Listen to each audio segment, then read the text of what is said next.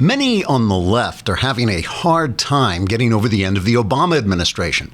They miss the good old days of having a classy, elegant, well-spoken president destroy every American value and institution while allowing the world to go up in flames.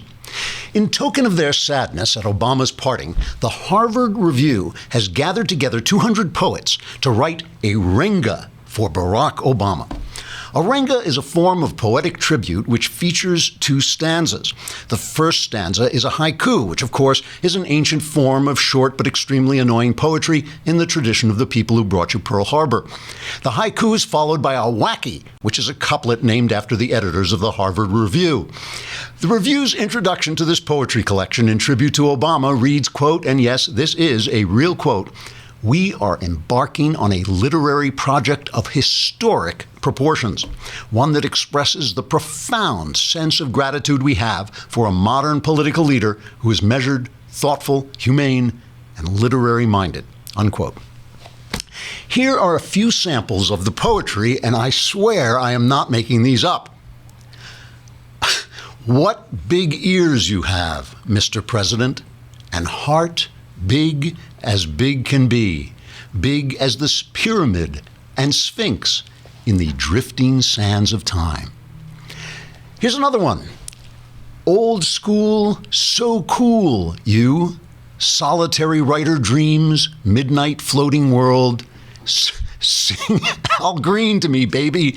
Sing, Barack, sir, as you please. Once you start them, it's kind of hard to stop, isn't it? Your weather said cool.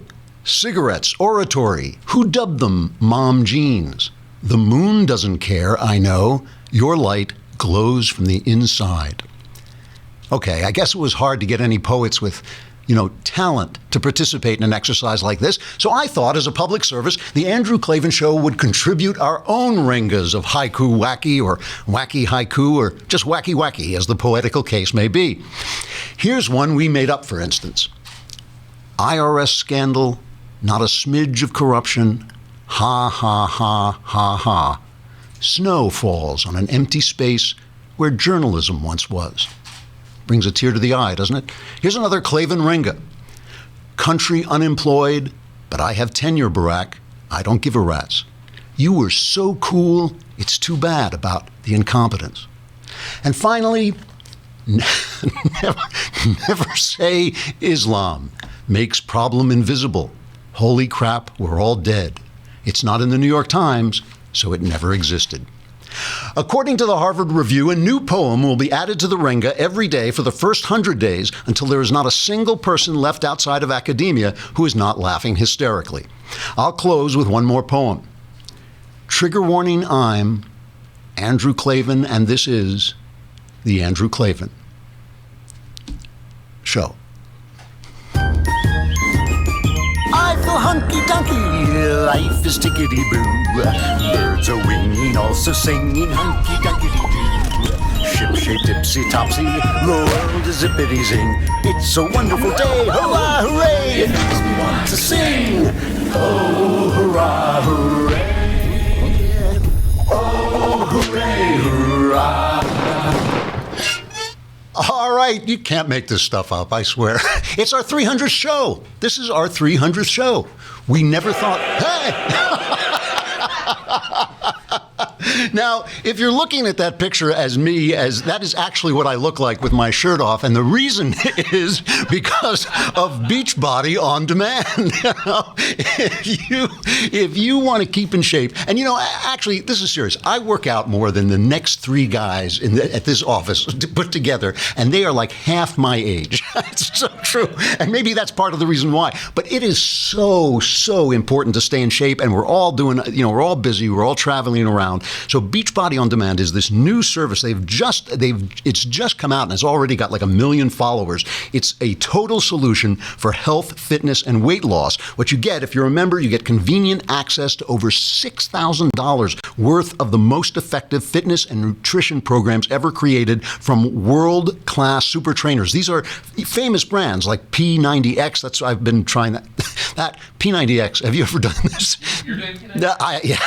If you do P90X, FedEx, they will, when they bury you the next day, they will say, boy, that corpse is in great shape. I mean, this is tough stuff. Insanity, 21-day fix extreme, T25, 3-week. They have a 3-week yoga retreat. These are all videos that they will send you, and these are proven to deliver amazing results. It's the largest community of its kind dedicating to helping people truly achieve their goals. And it not only gives you exercises and things like that, it also gives you, diet advice and way to eat more healthy and really get yourself back in shape, because otherwise it's so easy. We're all sitting down all the time. We're stuck at our computers. We're traveling around. You got to do something. This is a brand new service. It already has 1 million members. And here's what you can do. If you are a listener, you get a free 30-day membership. I can't believe we give this stuff away for free. Free 30-day membership. Here's what you got to do.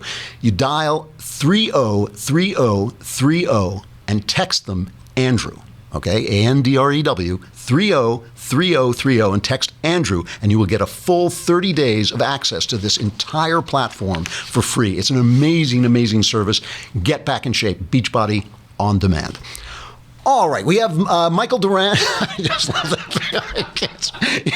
These people are out of their minds. We have Michael Duran. We're going to bring him on. We're going to stay on Facebook and YouTube, but that's no excuse not to come on thedailywire.com and subscribe for a lousy $8 a month. But we have Michael Duran, a senior fellow at the Hudson Institute in Washington, D.C. He is an expert in foreign affairs, mostly the Middle East, primarily the Middle East, was on the National Security Council during the last Bush administration. We're going to talk to him about Trump's foreign policy, which is this weird experience of he keeps doing the right thing and everybody keeps saying, well, yeah, he did the right thing this time, but it's all going to go south soon. So we're going to ask Michael about that and why people are taking that at issue. He is the author of Ike's Gamble, America's Rise to Dominance in the Middle East. Really interesting subject.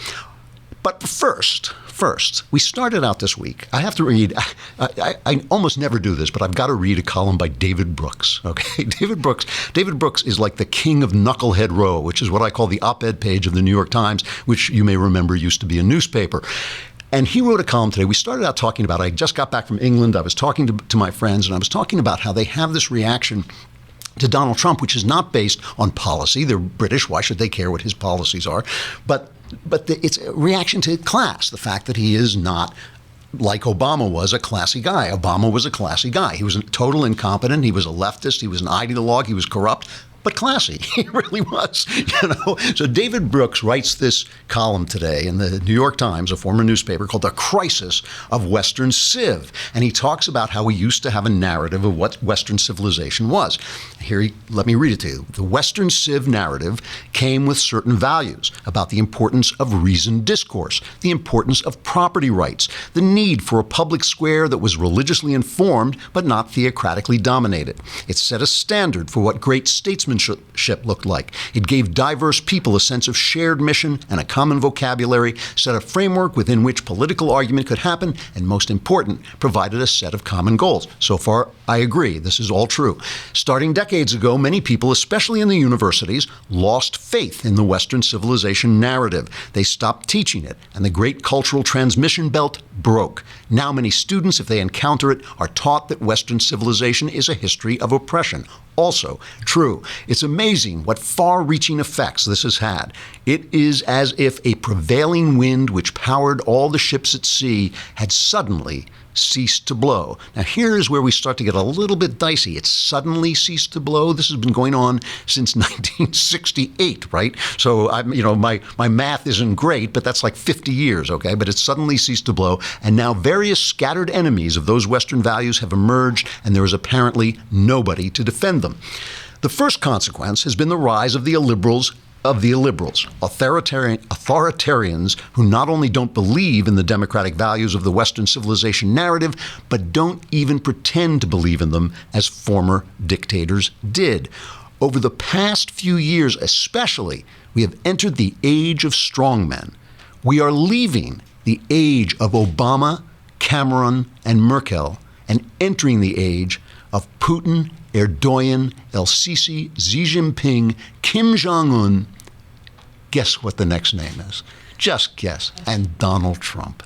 So the age of Obama, right? This is a year ago. The age of Obama, Cameron, and Merkel, who didn't believe in Western civilization at all. I mean, that's not true of Cameron, but Obama was an anti-Westerner. I mean, think about the logic here. He abused our institutions, the IRS, the Justice Department. He apologized to our enemies for America. He went out to the Middle East and apologized for America to those people who have kept their citizens, if you can call them citizens, enslaved and in ignorance and in poverty year after year after year. And he apologized to America. He bowed to guys who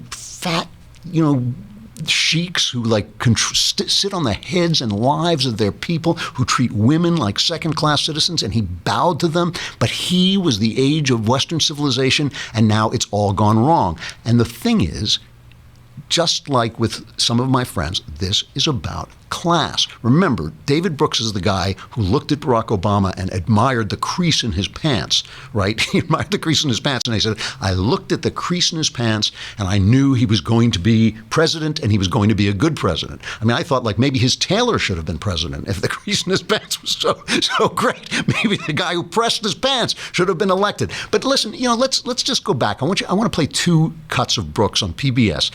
This is during the election when he says everything is going bad because people aren't even listening to the debate. They're just voting, essentially, their class. Listen to what he says. At the end of the day, people are going to come home to who they were. And what's depressed me, frankly, most about this race is we went into this country a divided nation, and now the chasms are just solidified. So divided along race, divided along gender, urban, rural, college educated, non-college educated, we can go down the list. And basically, less educated or high school educated whites are going to Trump. It doesn't matter what the guy does. And college educated going to Clinton. I mean, everyone's dividing based on demographic categories. And sometimes you get the sense the campaign barely matters. People are just going with their gene pool or whatever it is. And that is one of the more depressing aspects of this race for me. The gene pool, that's the problem. It's not that you're out of work. It's not that you've been screwed by elites like David Brooks for 50 years. It's not that these guys have been sitting on the head. I mean, he works for the New York Times, one of the enemies of Western civilization. And that's not the problem. The problem is your gene pool. You are not classy enough. Your pants are not pressed well enough to understand what David Brooks understands. But the thing is, these ideas, these fine Western civilization ideas, they're not for you. You don't have that. You can't understand them, and they're certainly not for Muslims because Muslims can't understand them. Because here, after an attack, Ted Cruz this is back during the campaign. Ted Cruz recommended that we need heightened security in Muslim neighborhoods, heightened, investigators, more people looking into Muslim neighborhoods, watching the mosques and finding out what's going on. And here is Brooks's reaction to that. And listen carefully because this is an amazing statement that he makes for a man of his education. I've spent the last week so repulsed by Donald Trump. I'd forgotten how ugly Ted Cruz could be, but he reminded us this week. As I said, and as everyone says, the reason we have terrorism is not because the Prophet Muhammad came down and not because there's a religion called Islam. That's right. The reason we have terror is that young men are alienated and feel they can wage war, and a just war, against societies that are racist and xenophobic and crushing toward them. Stop it there. So the reason we have a problem is not because of Mohammed. What Mohammed? Well, he was just standing around minding his own business. It's not that they have ideas of their own. It's not that those ideas shape civilization. Somehow you're supposed to be able to live for 30 years, like a refugee is supposed to live for 30 years in a civilization that treats women like dirt, and then come to the West where we tend to treat women as if they were human beings, some of us, and somehow all that stuff, all those ideas that you've been living with for 30 years, they don't matter anymore. If you listened carefully, he was blaming us for Islamic extremism. He was saying we have oppressed them so badly. That they're. Who are the enemies of the West here? Who are the people who undermine Western civilization for blaming us for our enemies? That is the whole thing that they teach these kids in school. That's the whole reason they don't believe in free speech, why they're rioting when Ann Coulter comes. They can't, that's a 100-pound woman. They're so scared of a 100-pound woman and her ideas that they have to put on masks and beat people up.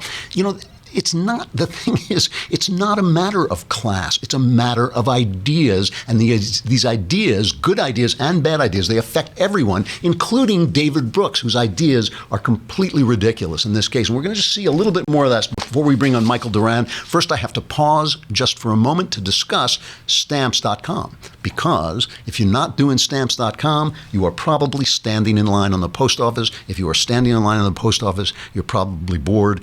If you're bored, your life is not worth living. So if Stamps.com, or your life is not worth living. The thing is, with Stamps.com, you get everything. Every service from the U.S. Postal Service comes right to your fingertips. You get it right on your computer. You can buy and print official U.S. postage for any letter, any package, any class of mail using your own computer and printer. It's really cool, by the way. You just put in the envelope comes out with a stamp, anything you need. And Stamps.com makes it easy because they'll send you a digital scale which automatically calculates exactly how much postage you need. Stamps.com will even help you decide the best class of mail based on your needs. No need to lease an expensive postage meter. This is a big thing for me because I send out a lot of books. And you send out books, you can send them a little cheaper than other kinds of things. You got to know that stuff. And then you just bring it right out of your computer. You don't have to go drive to the post office. You don't have to stand online. It's really a terrific service, and it really saves time and saves you. It just saves you all the stuff, keeps you from having to do all the stuff that has become so annoying. Right now, you too can enjoy the Stamp service with a special offer that includes a 4-week trial plus postage and a digital scale without long-term commitments. They'll send you the scale, and you don't have to commit to the service. Go to Stamps.com, click on the microphone at the top of the homepage, and type in Klavan, Klavan. That is my name. That's the name of that guy with the rippling muscles and the sores. Stamps.com, and enter Klavan, Klavan. You will never have to go to the post office again with Stamps.com. I just want to say one more thing about this whole idea of who are the enemies of Western civilization. Yesterday there was another horrible attack in Paris. Guy opened fire with an AK-47. I think right now the death toll's at 1. He killed one cop on the Champs-Élysées, which is the sort of Broadway, Fifth Avenue. It's the Fifth Avenue of Paris. Just a beautiful, beautiful place. So Donald Trump came out and said this. He was giving a joint press conference with the Italian prime minister, and this is what he said. Our condolences from our country to the people of France. Again, it's happening, it seems. I just saw it as I was walking in, so that's a terrible thing, and it's a very, very terrible thing that's going on in the world today. But it looks like another terrorist attack, and what can you say? It just never ends, and we have to be strong, and we have to be vigilant, and I've been saying it for a long time.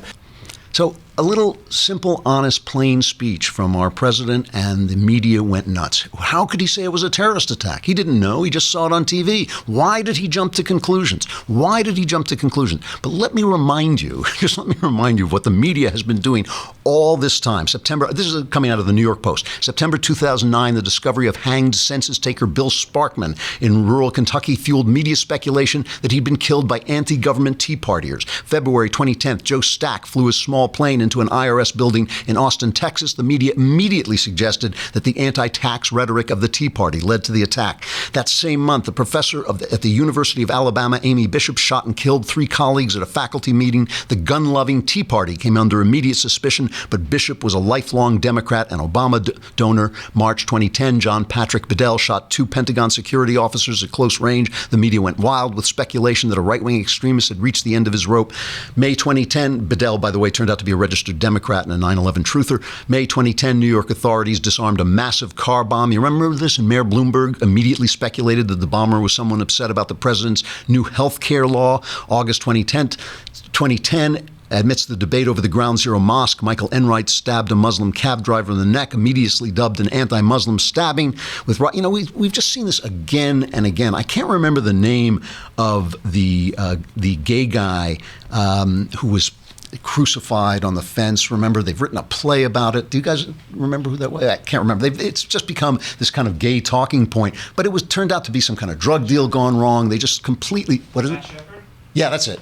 Matthew Shepard, thank you. They have been selling this narrative. It's all one-sided. And so when David Brooks sees that Western civilization has been undermined, he ought to take a look in the mirror and see who does this, who does it, and who jumps on our president every time he opens his mouth for anything about anything. Which brings me to my guest today, who is Michael Duran, a senior fellow at the Hudson Institute in Washington, D.C., specializes in Middle East security issues.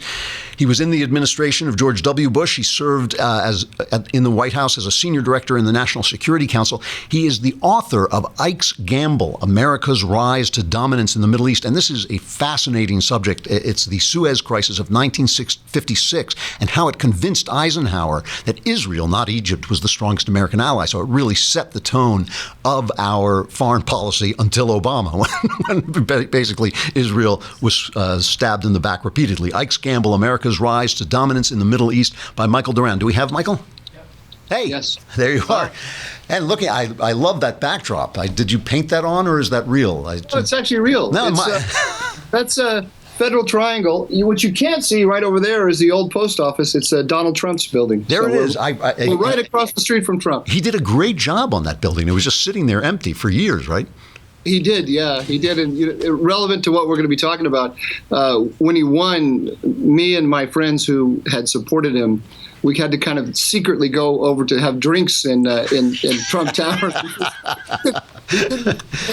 Excited about their work, So I was watching from England, where I was vacationing. I was watching, Trump, the bombing in Syria, and I was watching the bombing in Afghanistan, and every piece was, well, yes, that was the right thing to do, but Trump has no philosophy, but Trump has no idea what he's doing, but Trump is going to lead us all to nuclear war. I offered to give a free Andrew Klavan Pulitzer Prize to the first guy who wrote an article that said, Trump did the right thing, full stop, just the end of this. First, let me ask you this. As a foreign policy expert, do you begin to discern a Trump doctrine, or do you think he's flying by the seat of his pants? I think it's something in between. I don't think we yet have a Trump. The way I see it is that there's a kind of and this isn't unique to me. There are two clear tendencies in the administration. And one of them is the America First nationalism, let's do less tendency, and the other one is sort of traditional Republican foreign policy, I would say, and they're trying to sort that out. But what they're finding out very quickly is that some of the more hopeful aspects of the America First foreign policy, like we're going to be able to work well with Putin, we don't have to get involved in Syria and all this, that it just doesn't actually work when you start to look at what's happening. And so the voices who say, you know what, we're in a competition with the Iranians, we're in a competition with the Russians, we have to reassert our deterrent capability and all this, they're kind of winning the argument. I don't know that they'll ever completely win, but they're defining the tone, because the ideological America First answer to the problems of the Middle East just doesn't work when you come into contact with reality. Right. That is the difference between ideology and reality, a difference that Obama never learned. But Trump, my observation of the guy, and people keep saying he's stupid, he's ignorant, he's all these things. He does seem to learn. He does seem to get it, and there's no question that he's making these decisions, right?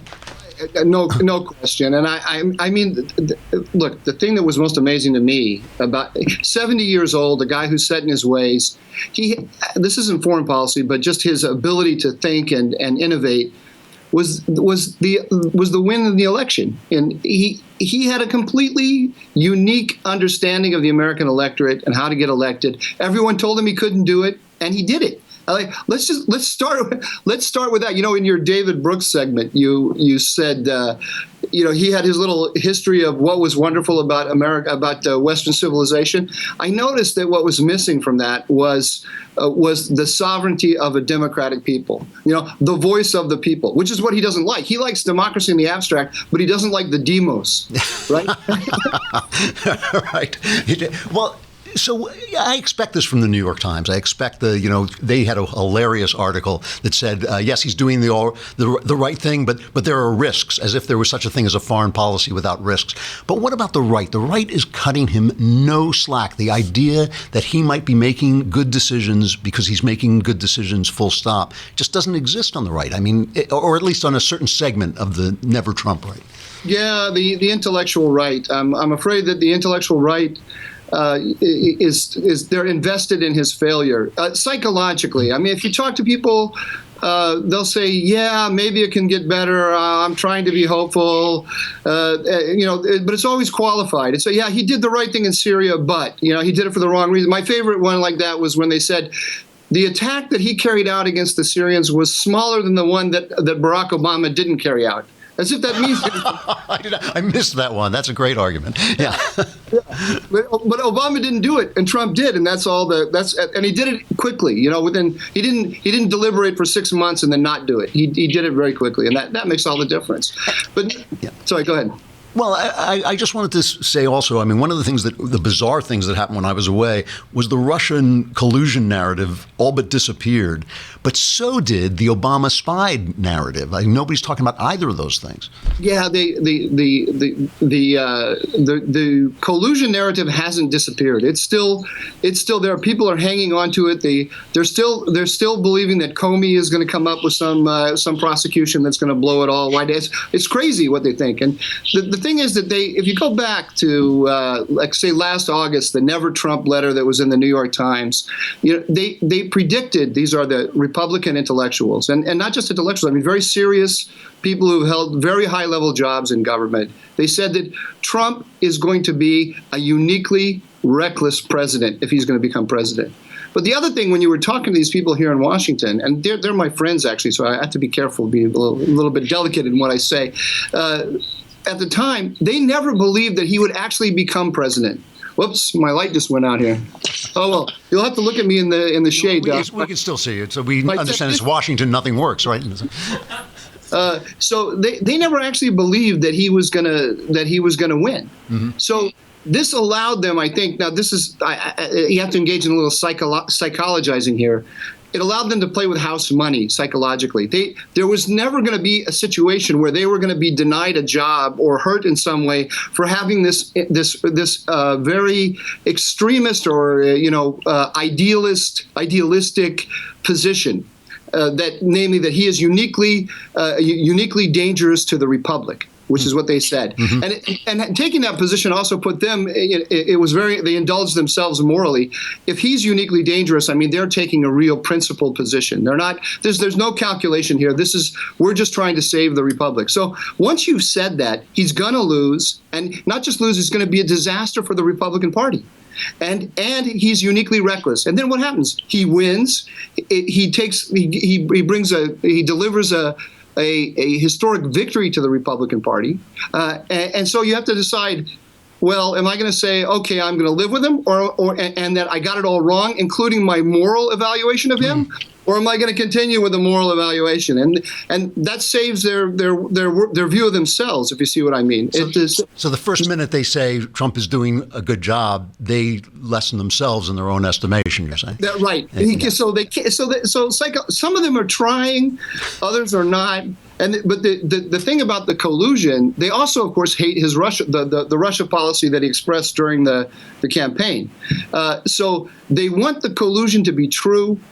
And they don't want to look too closely at the Obama surveillance aspect of it, because that will also diminish. It's either one or the other. It was either Obama was surveilling him and presenting him as Putin's puppet, or he actually was Putin's puppet. And so psychologically, they're invested in the Putin's puppet narrative, and they're not where you are. And this is I know very few of these guys that are anywhere close to where you are. I mean, where you said, okay, I didn't want him, he wasn't my choice, but I'm going to evaluate him, and you know what? So far, he looks pretty conservative to me, so that's okay. This is not what we're hearing, and it's not what a lot of the conservative publications are saying either. What they're doing now is and I won't name them, but you know them well. Yeah. They're calling balls and strikes. Exactly. Yeah.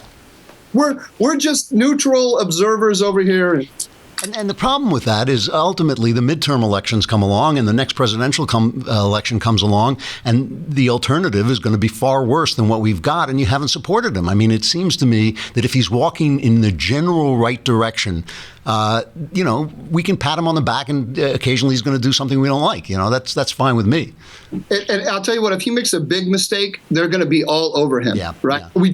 Because that's vindication. We told you so. Here it is, the disaster. So we're talking to Michael Duran from the Hudson Institute, the author of Ike's Gamble, America's Rise to Dominance in the Middle East, which is a really fascinating subject, the Suez Crisis of '56 and how it turned Eisenhower toward Israel. But let me get a general idea from you as a foreign policy expert. You're looking at what's going on. Are you happy with what's going on? Basically, the way he's handled Syria, the way he's handling the North Koreans. Are you sitting there thinking, yes, but, or are you thinking, no, this is pretty much the way we should go? No, I'm happy. I mean, look, I resigned myself a long time ago to the fact that I'm not going to get the world that I want exactly as I want it. So, given the realistic alternatives, I'm very, very happy, and I think the trend is all in the right direction. That's I want to say one more thing about these guys, if I may. The popped into my head. They're unlike the Democrats, right? Who like CNN has gone all in on Trump as evil, and right. So have a lot of the other networks, and their ratings they're benefiting from it, right? But Trump is not an existential threat to the left in the way that he is to the never Trump Republicans. Huh. Right? You think he's more of a threat to them than to the Democrats? And to their careers. And they look on two levels. One, Trump, kind of what you were talking about before about the David Brooks, the style thing. Trump sent a very clear signal, which is disturbing to people like me who, scribble for a living. I can't make money like Michael J. Knowles with no words. None of us can. Don't worry about it. Yeah. Trump sent a clear signal that he doesn't care about us. We don't matter. And I've been wondering since he did that, like, do I matter? Do I not matter? Like, can you actually run a government and foreign policy and everything without us? Are we just irrelevant? A little pimple on the government, and it's disturbing to think. So there's that aspect. But then they are invested, the never Trump Republicans, in a view of American foreign policy that Trump has pretty much rejected, right? And so if he wins out, that view is going to die. It's going to wither. And I don't think anyone's thinking in those terms, but it weighs on them psychologically again, I think. Really interesting. Listen, Mike, I really appreciate your coming on. I hope you'll come on again. I'm going to have to let you go. But I also, before I do let you go, I want to thank you for what you said about my book, The Great Good Thing, in the Wall Street Journal. You named it as one of the books of the year, and I really appreciated that. Can you give me 2 sentences on that? Because sure. To praise you, give me 2 sentences to praise you. I'll never stop anyone from praising. Listen, I loved your book. Oh. I absolutely loved your book, and I just wanted to say I wrote a couple of lines in that little capsule review in the Wall Street Journal that they cut out, where I said this is a kind of a manifesto for those of us who came of age in the dingy afterglow of Woodstock, right? It's that, and you bring a sensibility to this issue that sometime have me on. We'll talk more about it. But look, let me put it this way: if there's one thing that evangelical Christians don't do well, right? It's irony, right? Yeah, that's true. It's not that. You mentioned 1968 before, and I was thinking, I was once reading, I think, Wikipedia article about Mitt Romney, and I noticed that in 1968 he was doing his missionary work for his church abroad, and he was in some kind of terrible accident, and he was in traction for a year. And I was thinking, Mitt Romney spent the summer of love in traction. He missed it entirely, right? So. What you have in that book is a blend of post-1960s, 1970s irony. You bring a Jewish ironic sensibility, but also this post-1960s sensibility together with some serious thought about religion. And that mix, I had never seen it anywhere before. It spoke to me because I'm 55 years old, so it spoke to me directly. I still love to hear Jimi Hendrix all along the Watchtower, and that's never going to go away. Yeah. But I think that's true for a lot of people who are devout. So it's fantastic. Well, thank you very much. I thank you, and now I have to bring you back so you can. But thank you very much, Michael. That was really interesting. Really an interesting take on this. Michael Duran of the Hudson Institute, the author of Ike's Gamble: America's Rise to Dominance in the Middle East, about the Suez Crisis. Thanks a lot. We will talk to you again soon, I hope. Thank you. Take care. Really interesting. My book is called The Great Good Thing. Since it was such an advertisement, I don't want you to miss The Great Good Thing. You know, The Great Good Thing, a secular Jew comes to faith in Christ. Really interesting take about this, and it reminded me of a novel.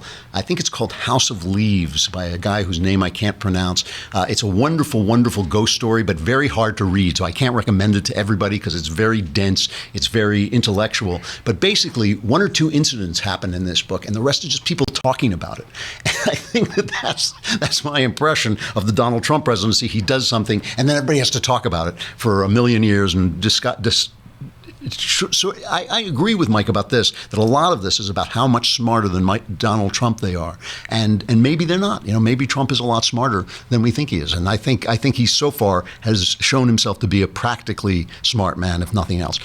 All right, stuff I like. We always end with music. The Clavinless weekend is upon us. It seems to, I guess it did come a little faster because we only did 3 shows this week. We will be back with 4 full shows, although we're skipping Tuesday and doing Friday next week, which means you should start to get your mailbag questions in soon. Get them in soon so I can do the mailbag on Wednesday. If you are a subscriber to thedailywire.com for a lousy $8 a month, you can send in your questions. I will answer them. The answers will be 100% correct and guaranteed to change your life, occasionally for the better. Stuff I like, we like to end with music. And here is a song. If maybe somebody out there can help me with this. This is a song that no one has ever heard of. This will be the first time you've ever heard it. It's by a husband and wife songwriting team named Barry Mann and Cynthia Weil, who were just one of these teams that just turned out hit after hit in the 80s and 90s on Broadway. Remember, you say the neon lights are bright on Broadway. You've Lost That Lovin' Feeling. Blame It on the Bossa Nova, which was kind of a gimmick song, but it was a big hit. Brown Eyed Woman. A lot of songs. And this was one of their songs that didn't really take off. In the 60s, I think, it may have been the early 70s, I was a huge Bill Cosby fan. And this was before the whole, sex thing. But he had an opening act. It was 2 guys, a duet. One of them played the bass, not the bass guitar, but the bass, like boom, boom, boom, boom. And the other guy sang, and that's all it was, bass and vocal. And they were spectacular. They may have been brothers. I think they were 2 black guys, and they may have been brothers. They were just spectacular. I cannot find any trace of them. And I have looked at old ads for Cosby's, appearances and all this stuff. I cannot find any trace of who these people were. They put out 2 albums, meaning vinyl albums. They were just great. And one of the songs they sang, and I saw them in concert, I saw them performing, opening for Cosby, was this song by Barry Mann and Cynthia Weil named Angelica. And I wish I could find their cut of it. I can't. I got Barry Mann singing it. So this is to end the week, is Angelica by Barry Mann. I'm Andrew Clavin. This is the Andrew Clavin Show. We'll see you again on Monday. Each night I meant to say I missed her through the day, but I'd forget it. I never said it. Past the flower shop, Lord knows I meant to stop, but I'd